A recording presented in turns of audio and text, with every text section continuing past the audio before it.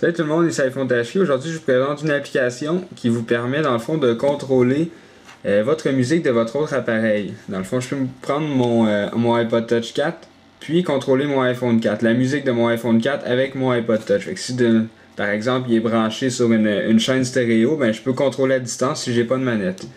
Donc, je vais vous montrer qu'est-ce qu'il faut installer pour que ça fonctionne. Donc, bien sûr, ça vous prend deux appareils qui sont connectés au même Wi-Fi ou par Bluetooth. Donc, premièrement, sur l'appareil que vous voulez utiliser pour contrôler un autre appareil, ça vous prend une application qui s'appelle iPod Remote Controller. Donc, moi, je veux contrôler mon iPhone 4 avec mon iPod Touch 4.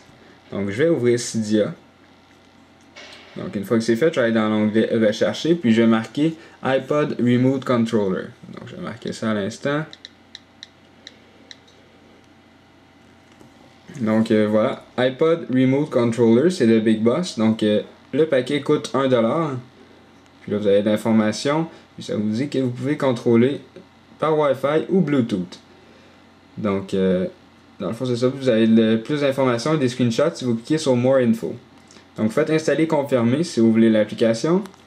Puis une fois que c'est fait, ça va vous demander de relancer votre Springboard. Donc maintenant sur le iPhone 4, ben, sur l'appareil que vous voulez contrôler. Donc, vous devez installer une autre application. Vous n'êtes pas obligé d'installer iPod Remote Controller puisque vous ne voulez pas contrôler aucun appareil avec celui-là. Mais vous pouvez l'installer, ça ne changera rien.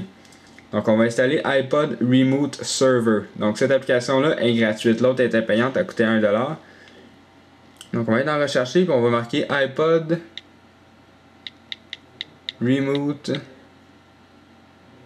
Donc, iPod Remote Server. Donc juste ici, c'est de Big Boss également, c'est la version 1.0. Puis c'est ça, là, il va y avoir de l'information. Puis ça va tout simplement vous dire que ça, c'est l'application qui permet d'être contrôlée. Donc faites installer confirmer une fois que c'est fait. Puis vous pouvez installer les deux. Moi j'ai iPod Remote Controller puis Server sur lui. Puis iPod Remote Controller puis Server sur lui aussi, ça ne change rien. Donc l'application iPod Remote Server, il va y avoir aucune icône, c'est normal, ça s'installe automatiquement. Puis ici, ça c'est l'icône de iPod Remote Controller. Donc là, je veux contrôler la musique de mon iPhone 4. Fait qu'est-ce que je fais? Je vais tout simplement lancer l'application. Donc là, vous voyez que mon Bluetooth est désactivé sur les deux. Je vais me connecter par Wi-Fi. Donc je suis connecté sur le même Wi-Fi. Puis si je clique sur iPod Remote Controller, ça va tout simplement me montrer les appareils. Là, je vois l'iPod Touch 4G.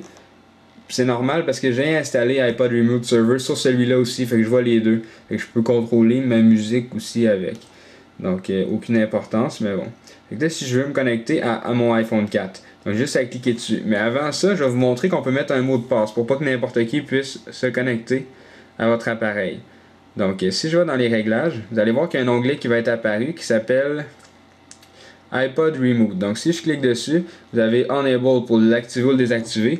Donc, si je le désactive, vous allez voir iPhone 4 va disparaître. Donc, je le désactive, il disparaît. Donc, je le réactive, il va réapparaître. Puis ça, c'est le passcode. C'est tout simplement pour mettre un mot de passe. Donc, moi, j'ai mis 1, 2, 3, 4. Vous pouvez mettre ce que vous voulez. C'est des chiffres. Donc, faites juste retourner pour l'enregistrer. Puis, lorsque je vais me connecter à mon iPhone 4, il va me demander un mot de passe.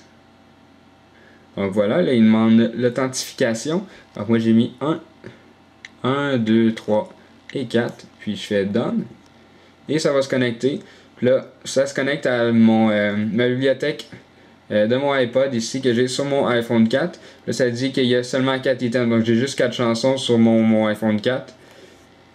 Donc, là, je peux aller ici faire play. Ça va tout simplement partir ici la chanson qui est là, Metallica Sad But True. Ou je peux aller ici dans la liste. Donc, si je vais dans la liste, vous allez voir toutes les chansons que j'ai. Puis, je peux en rajouter. Mettons que je rajoute celle-là, puis celle-là, vous allez voir le petit plus, il va changer. Puis vous pouvez faire Play Select pour jouer les chansons qui sont sélectionnées ou faire Play All pour toutes les jouer. Donc si vous avez les songs puis les playlists, si vous avez créé des playlists avec votre autre appareil. Donc si je fais Play Select, ici, vous voyez ça bouge sur les deux. Mais si vous, dans le fond, vous contrôlez avec cet appareil-là, mais ça va jouer pareil de mon iPhone 4. Ça sera pas des speakers de celui-là, ça va être pareil des speakers. C'est pour ça que je vous dis que s'il est connecté sur une chaîne stéréo, ça va changer la musique de celui-là, puis ça va jouer sur la chaîne stéréo. Donc si je monte le son, vous allez voir, ça bouge aussi sur mon iPhone 4. Puis si je change, ça change aussi la chanson. Fait que si mettons que je vais dans l'iPod, vous voyez c'est ça qui joue. Si je reviens, ça va changer aussi. Donc dans le fond c'est ça. C'était tout simplement pour vous montrer ça. Je vais faire pause pour pas qu'on entende la musique. Si vous avez le bouton aléatoire, puis celui-là ici, VNC Client was not detect.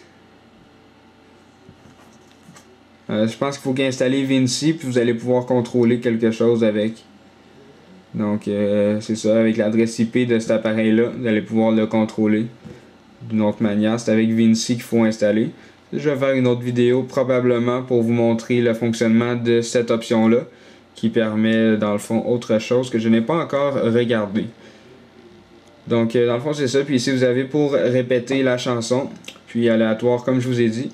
Donc dans le fond c'est ça, c'était pour vous montrer l'application iPod Remote Controller qui nécessite iPod Remote Server d'installer sur l'appareil que vous voulez contrôler.